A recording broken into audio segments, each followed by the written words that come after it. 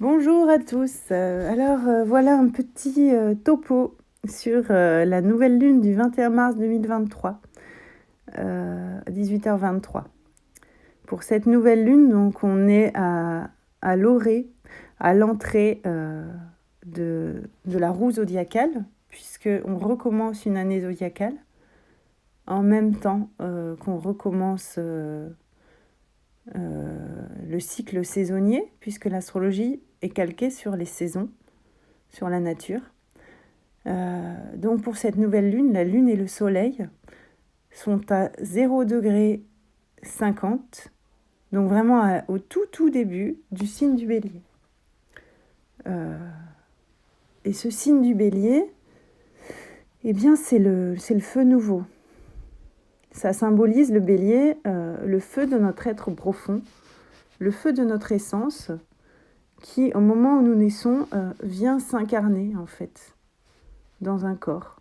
Et au sein de notre corps, dans le giron maternel. Et c'est un petit peu comme si il représente quelque part, sans aller trop loin, mais notre mission de vie en fait. Ce qu'on est venu incarner, ce feu, donc cet être, cette vibration profonde et primordiale qu'on est venu incarner dans le monde pour une raison particulière. Mais c'est ça qu'on est venu émaner, c'est ça qu'on est venu manifester. Et c'est comme si cette année, alors il y a plein de changements, plein de conjonctions, d'événements significatifs au niveau céleste, et même au niveau social, si vous regardez, ça bouge dans tous les sens. Cette année zodiacale, elle est vraiment particulière. D'ailleurs, beaucoup d'énergéticiens le disent, on est dans un shift énergétique, donc un moment de grand changement. C'est comme si on entre toujours plus dans cette nouvelle ère là du Verseau. Donc voilà, changement profond. Et là, eh bien, le bélier, cette nouvelle énergie vient donner le là, ça vient concrétiser ce feu profond, ce feu de qui on est profondément, qu'on est amené à accueillir toujours plus et à manifester. Alors évidemment, donc, comme je vous disais, il y a des grands changements aussi planétaires. Il y a Saturne qui est passé en Poisson. Ça, on en a parlé, c'était au moment de la pleine lune dernière. Le Poisson, donc, la dernière énergie du cycle zodiacal, c'est le moment de la dissolution. C'est le moment de dépouillement, de nettoyage. Donc Saturne, c'est nos cadres, nos limites, nos structures.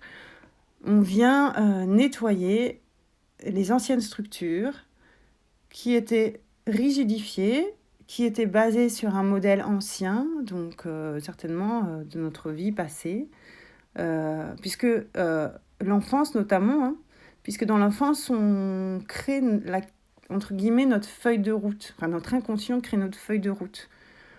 On prend acte de qui nous sommes et de ce qui se passe autour de nous, et on se crée une personnalité et des structures adaptées à cette vie. Et notre mental ego entérine cela, en fait. Mais au fur et à mesure qu'on grandit, notre environnement change. Et en toute logique, nous sommes amenés aussi à évoluer, faire évoluer nos structures.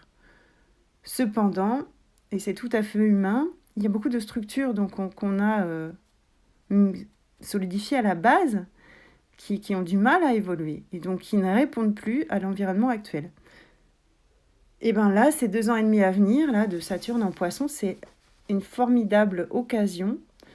Et ça vient venir tout seul, vous allez voir, les événements de la vie nous y portent, à faire sauter ces anciennes structures rigides, donc quelque part à virer les anciens tuteurs, si on prend l'image du tuteur qui guide une plante, à virer les anciens tuteurs qui sont emprisonnants, qui ne sont plus bons pour nous, et accueillir de nouveaux tuteurs beaucoup plus alignés avec notre croissance et beaucoup plus souples. Il y a cette notion de souplesse avec l'énergie Poisson. Et de même, on peut le voir dans notre quotidien.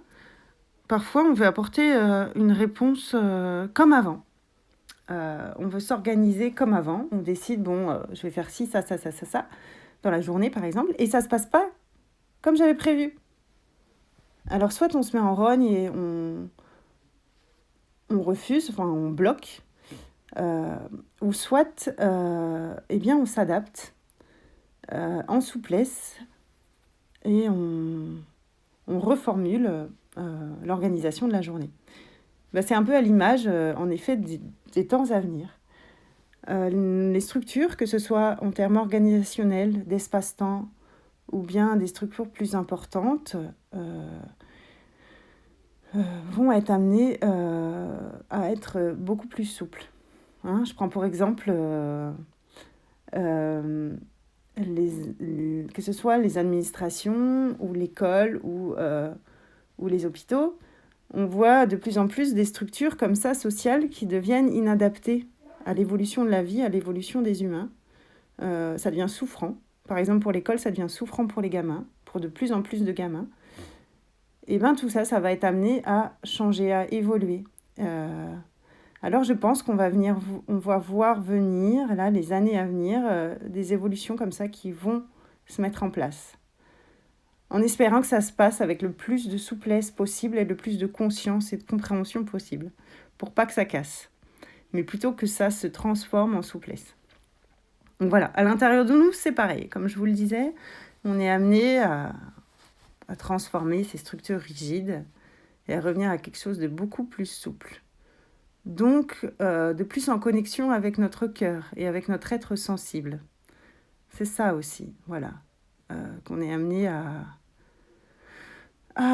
aller travailler toutes ces zones de soi qu'on a protégées, surprotégées ou coupées pour ne pas les voir parce que c'était trop souffrant. Aujourd'hui, de toute façon, ça se fait tout seul. Les événements de la vie nous ramènent des situations pour aller revoir ces blessures et pour aller se transformer en conséquence. Et donc réouvrir ce qu'on avait fermé. C'est vraiment beau. D'ailleurs, c'est illustré sur cette carte du ciel où on a Vénus en conjonction au nœud nord. Alors Vénus, c'est la planète de l'amour. D'ailleurs, là, ces 2 points dont je vous parle, ils sont en taureau. Et le taureau, c'est l'énergie de Vénus. C'est vraiment... alors Vénus, c'est l'énergie yin, l'énergie féminine, de sensualité et de plénitude. C'est-à-dire, je m'enracine au sein de la nature. La nature répond à tous mes besoins. La nature est plénitude et abondance. Et j'accède à cette abondance à travers moi et à travers mes sens. C'est vraiment magnifique comme énergie. Et c'est une énergie d'amour. C'est l'énergie d'amour auquel on est tous originellement reliés. Et le nœud nord, en fait, en astrologie, il nous parle de notre chemin d'évolution. Le chemin où l'énergie, le chemin vers lequel on doit tendre pour aller vers une harmonie collective, individuelle et collective. Eh bien, ça veut tout dire. Cette Vénus sur notre chemin d'évolution, c'est ouvre ton cœur, travaille sur les zones coupées, les zones blessées, ouvre ton cœur et alors tu verras ton environnement se transformer pour le mieux. Mais on est vraiment aidé, moi je le dis, hein. Toutes les planètes de notre système solaire nous aident à faire ce chemin d'ouverture de cœur et de retour vers notre énergie originelle, notre vibration primaire, primale, j'ai envie de dire, et feu, en fait. Mais le feu guidé par le cœur. Donc quelque part, le feu qui est alchimisé avec l'énergie eau du cœur. Et bien sûr, ancré sur terre. Et cet ancrage sur terre permettra un renouveau aussi des énergies de l'air. J'y viens maintenant, puisque les énergies d'air, en astrologie, il y a notamment le Verseau, qui est une énergie aérienne. Et il y a Pluton, la planète Pluton, qui là, dans 2 jours, le 23 mars, passe du Capricorne en Verseau. Pluton, elle reste 20 ans dans un signe. Et Pluton, c'est une planète du collectif. C'est une planète vibratoirement qui a une grosse incidence, qui, lorsqu'elle bouge, amène de grands changements. Donc là, je pense qu'on va être amené à voir de grands changements dans les années à venir. C'est pas je pense, c'est sûr. Et Pluton en passant d'un signe de terre où elle a nettoyé la terre ces 20 dernières années, en Capricorne, il y a eu ces remontées telluriques, il y a eu ces nettoyages vibratoires, elle a nettoyé le lourd, on arrive à des vibrations beaucoup plus légères, même si forcément ça a castagné, puisque les remontées Pluton sont souvent fracassantes. Pluton va chercher la vérité enfouie au fond et la fait remonter, peu importe les dommages collatéraux, j'ai envie de dire. Voilà, il y a eu ce nettoyage de la Terre, et en arrivant en Verseau, elle va venir nettoyer notre air. Et le Verseau, c'est un signe d'air, mais c'est aussi le collectif. Donc on va certainement avoir un grand nettoyage, je ne vais pas dire atmosphérique, mais je vais dire voilà, de la vie collective et de notre capacité à être en relation avec les autres. Voilà. Pluton en Verseau, ça vient aussi chercher l'idée de l'idée. C'est un signe d'idée. Ça vient chercher cette notion de liberté. Comment trouver tout un chacun cette liberté à laquelle j'aspire. Mais cette liberté nous demande d'avoir intégré la leçon d'avant, la leçon du Capricorne, qui est la responsabilité. Je vais atteindre cette liberté profonde d'émaner mon être profond, enfin d'exprimer qui je suis vraiment, seulement si j'accueille la responsabilité de qui je suis, de mon attitude vis-à-vis de moi et des autres, donc une plus grande conscience. Et c'est vraiment un chemin spirituel, parce que tout chemin spirituel est un chemin d'élévation et d'ouverture de conscience. Le Verseau représente ça, l'ouverture de conscience. Donc Pluton nous dit, va nettoyer un petit peu ce que tu as mis sous le tapis, là. Ressors-le et regarde-le en face, transforme-le et fais évoluer ta conscience pour accéder à une société plus juste, quelque part plus libre, moins enfermée dans des structures inadéquates. Alors cette planète Pluton, elle va rentrer donc en Verseau, mais elle va y rester là que 2 mois et demi. Je vous suggère d'être très attentif à ce qui se passe pendant cette période-là. Donc c'est du 23 mars au 11 juin. Ensuite, elle rétrograde, elle revient en Capricorne jusqu'à la fin de l'année, avant de revenir en 2024 définitivement en Verseau. Mais c'est un peu comme si elle venait donc pendant 2 mois et demi dans le signe du Verseau, nous donner un avant-goût des changements vibratoires, des changements collectifs qui risquent d'avoir lieu, qui vont avoir lieu par la suite, avant de revenir pour nous donner la chance de transformer ce qui n'est plus aligné avec cette nouvelle vibration. Donc voilà, observez bien ce qui se passe là jusqu'au 11 juin, ce que ça change en vous, ce que ça change autour de vous.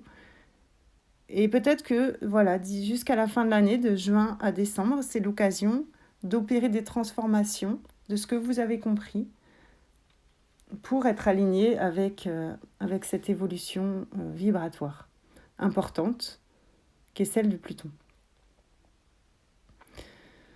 Mais on en reparlera d'ici là, puisque cette énergie n'est pas encore en place. Là, Pluton est encore dans les derniers degrés du Capricorne. Donc, de toute façon, Pluton Capricorne, c'est gros nettoyage de la Terre, de nos structures. Ça continue. Et on voit par là que, quelque part, Saturne, dont je parlais tout à l'heure, et Pluton, ils sont aussi ils œuvrent main dans la main là, pour nous faire évoluer, pour nous faire accueillir ce shift énergétique, ce changement qu'on est amené à mettre en place. Voilà, c'est un peu donc les énergies de fond. Et je vous invite d'ailleurs à aller écouter la vidéo qu'on a fait avec Cathy sur ces énergies du printemps, donc avec la vision très énergétique et très psychologue donc de Cathy, complétée par ma vision astro. où en fait on voit que cette période, elle est très propice à aller chercher dans l'enfance. Les zones enfouies, les frustrations, ainsi que les émotions qui ont été enfouies, qui ont été bloquées, et qui ont généré des blocages, des coupures. Donc aller réaccueillir ça pour le transformer et réaccéder à une version encore plus enrichie de nous-mêmes et en phase avec qui nous sommes profondément, ce feu primordial. J'en avais déjà parlé, mais en astro, là, on a aussi de magnifiques conjonctions qui parlent de ça. Hein. Chiron en bélier. Chiron, c'est l'astéroïde qui nous parle de la blessure profonde. Un bélier, ça vient chercher la blessure d'incarnation. Donc, qu'est-ce qui, au moment de l'incarnation, ou peu après, c'est-à-dire à la petite enfance, quelle était la blessure que j'ai expérimentée, souvent par je me suis sentie incompris, voilà, une incompréhension, une inadaptation de la réponse adulte, enfin souvent donc parentale, de nos parents, par rapport à moi, et où j'ai dû de ce fait me couper ou mettre des protections autour de ça.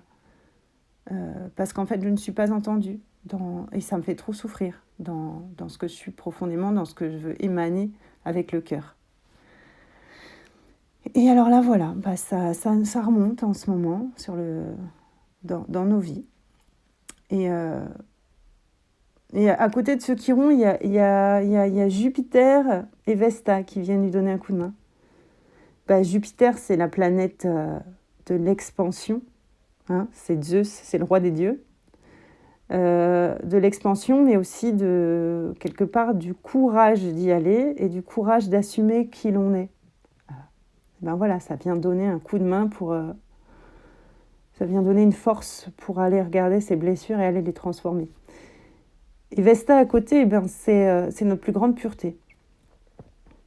Donc, en allant accueillir et transformer ces blessures reliées à l'enfance, je vais accéder du même coup à la plus grande pureté de ce que j'ai au fond de moi. Et je vais pouvoir le révéler et l'offrir au monde. Et alors, les relations à moi et à mon entourage pourront en être transformées. Je pourrai accéder à cet amour que je suis venue partager, en fait, que je suis venue expérimenter et partager. Mais pour ça, nous dit Vénus, là, qui est en conjonction au nœud nord, il va falloir aller regarder ces zones-là régies par Lilith, parce qu'il y a un beau carré à Lilith et un carré à Pluton. Alors, Lilith et Pluton, c'est vraiment les deux zones d'ombre, enfin les deux aspects célestes qui nous rappellent aux ombres. Allez regarder. Lilith, c'est plus un aspect féminin, tandis que Pluton va être un aspect plus yang. Lilith, elle nous parle de la blessure de rejet. Et elle est en Lion, donc c'est cette blessure de rejet, ce rejet de moi, qui a saboté ma confiance en moi. Le lion, c'est la confiance en soi. C'est rayonner de qui on est. Et d'où les auto-sabotages. Hein. Quand on n'est pas aligné avec soi, qu'on s'est coupé profondément dans l'enfance, qu'on a été profondément blessé, même si on n'en a pas le souvenir, on a des mécanismes d'auto-sabotage qui reviennent régulièrement sur le devant, même si on travaille sur soi et qu'on a comme volonté d'aller vers toujours plus de lumière, mais ces auto-sabotages, ils reviennent tant qu'on n'a pas compris, qu'on n'a pas été voir la partie de soi qu'on a rejetée, parce qu'on a eu trop mal. Donc évidemment, ça demande beaucoup de courage, mais je pense que Pluton, comme je vous disais, cette force-là qui fait remonter les choses à la surface, en même temps, nous aide à accueillir ce courage. En même temps, nous aide à y aller. Et de toute façon, il ne nous laisse presque pas le choix, parce que quand on ne veut pas accueillir ce qui vient pourtant ce qui remonte, il force les situations. Il crée des chamboulements pour qu'enfin on voit. Donc au final, c'est là qu'on voit, qu'on comprend que dans la vie, en fait, au-delà de la dualité, que l'ombre va servir la lumière. Hein, c'est un petit peu comme si les lits de Pluton, là, les ombres au tableau, ils reviennent vers nous pour nous montrer, pour qu'on voit, bah, regarde tes ombres, parce qu'il t'appartient, il est de ta responsabilité de les transformer pour retourner vers l'être de lumière et d'amour que tu es profondément. Bah, c'est merveilleux tout ça, il n'y a plus qu'à. Un point là qui apparaît aussi sur la carte du ciel, et moi qui me frappe, c'est la relation entre Pluton et Mars. Alors pour les initiés, il s'agit d'un biquintile. C'est une forme de lien de tension karmique. On dit ça. On dit que c'est des choses, c'est une relation dont, dans un temps passé, on a pris conscience, mais qu'on n'a pas opéré pour autant les changements. Et bien là, ces changements, ça va être la piqûre de rappel. Ça va être l'occasion de les appliquer. Et Pluton, il vient dire à Mars qui est, pour rappel, c'est l'énergie du bélier en plus, Mars. Hein, c'est l'énergie d'action, c'est le feu de l'action. Il vient dire, oh là là, en plus là, Mars est en Gémeaux. Mars en Gémeaux, c'est une action rapide, c'est une action qui peut aller dans tous les sens. Pluton vient lui dire, surtout fais attention à comment tu agis. Fais attention à comment tu manifestes ta force de vie.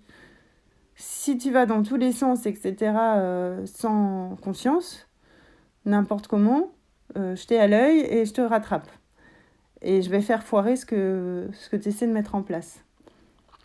C'est vraiment une période où, là, ces temps-ci, déjà depuis un moment, mais au moins les 15 derniers jours, les 15 prochains jours, et le mois qui vient même, à faire attention à nos actions, à nos modes d'action, à ce qu'on entreprend, et pas agir sur des coups de tête.